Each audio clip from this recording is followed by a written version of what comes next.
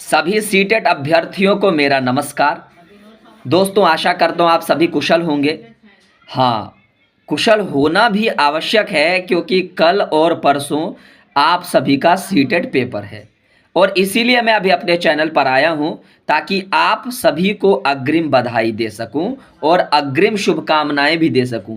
बधाई इसलिए कि मुझे पूर्ण उम्मीद है आप सभी जरूर सीटेट इस बार उत्तीर्ण होंगे, और शुभकामनाएं इसलिए ताकि कल आप अपने पेपर अच्छे से अटेम्प्ट करें।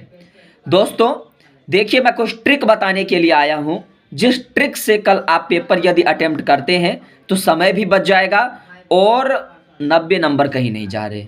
लिटरली बताऊं कैसे। ये वही ट्रिक है जो मैंने भी आजमाया था और जो जितने भी सक्सेसफुल अभ्यर्थी हैं और अपनाते हैं वो। देखो दोस्तों, आपका 150 नंबर का पेपर है, बड़े ध्यान से सुनना, लास्ट तक सुनना, बहुत फायदे का है आपके लिए। 150 नंबर का रहेगा, उसमें जो आपका शुरू का जो दोस्तों 30 नंबर का जो सीडीपी होगा ना, उसको सबसे पहले करना। कई लोग क्या करते हैं, एसएसटी शुरू कर देते हैं। नहीं करने एसएसटी सबसे पहले शुरू, सबसे पहले आप सीडीपी करना। सीडीपी के 30 क्वेश्चन करना, कोशिश करना 15 मिनट में निपटा डालो उसे। उसमें बस सीडीपी में क्या करना दोस्तों कि पूरा क्वेश्चन मत पढ़ना, उसमें ना आप बस कुछ ट्रिक वाले वर्ड होंगे उसको पकड़ लेना, पॉजिटिव टैक्स नेगेटिव टैक्स वाले, जिसमें ऐसा लगे दंड, मात्र, केवल, ही, ऐसे कुछ हो, है ना। तो सामान्यीकरण इत्यादि जो कुछ शब्द दिखे समझ जाना, पुरस्कार वगैरह हो, समझना ये नेगेटिव है, ये सही उत्तर नहीं हो सकते, और इनके उत्तर ये जरूर दिखेंगे, इनसे अलग जो कुछ दिख जाए वो सही उत्तर हो जाएंगे। तो पहले ये 30 क्वेश्चन को सीडीपी करना इस ट्रिक के आधार पर, ये आसान है। उसके बाद क्या करना, आप आ जाना अपने लैंग्वेज वाले सेक्शन में।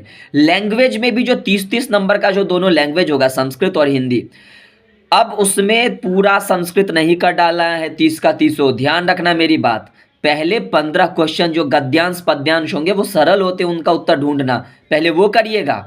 उसके बाद 15 नंबर का क्वेश्चन हिंदी का गद्यांश पद्यांश करिएगा। उसके बाद आप आना एसएसटी वाले पे। अब एसएसटी के पहले 40 क्वेश्चन कर लेना। अब बच्चे एसएसटी में 20 क्वेश्चन कौन से, पेडागोजी, और 20 बचे संस्कृत के पेडागोजी, 15 बचे संस्कृत के पेडागोजी और 15 ही बचे हिंदी के पेडागोजी।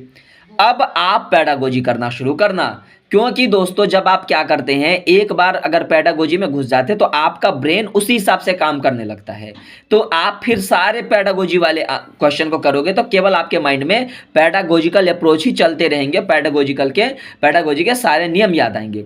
अगर देखो आप 30 के 30 क्वेश्चन कर देते हैं संस्कृत के, तो 15 गद्यांश पद्यांश, फिर 15 पेडागोजी। देखो पहले गद्यांश पद्यांश आया, फिर पेडागोजी आया, फिर हिंदी का गद्यांश पद्यांश, फिर पेडागोजी। इस तरीके से रिदम बिगड़ जाता है और पेडागोजी टाइम टेकिंग है। इसीलिए मैं कह रहा हूं सबसे पहले 30 सीडीपी के, उसके बाद 15 गद्यांश पद्यांश संस्कृत के, फिर 15 हिंदी के गद्यांश पद्यांश, उसके बाद 40 एसएसटी के क्वेश्चन जो एनसीईआरटी से होंगे, उसके बाद 20 क्वेश्चन एसएसटी में पेडागोजी, फिर शेष बचे 15 पेडागोजी वाले संस्कृत, फिर शेष बचे 15 पेडागोजी हिंदी।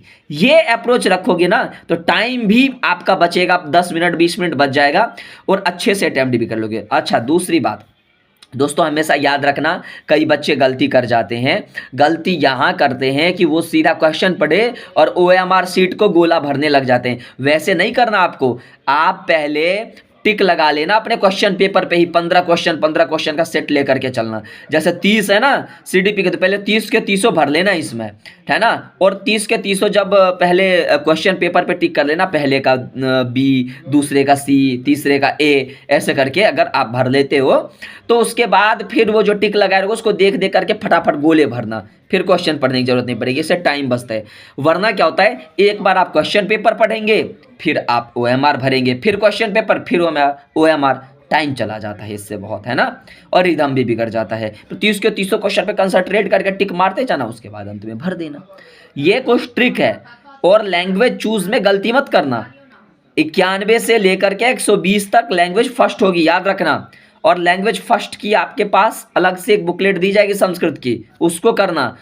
और जो लैंग्वेज 2 होगी ना हिंदी, वो आपके मोटे वाले क्वेश्चन पेपर में ही आने वाला है, ठीक है ना, 121 से 150 तक, तो उसी को करना, वो अलग से नहीं मिलता है। तो इसीलिए ध्यान से करना, गलती मत करना। बाकी बेस्ट ऑफ लक सभी कैंडिडेट को, और मुझे आशा है उम्मीद है आप सभी जरूर उत्तीर्ण होंगे। धन्यवाद।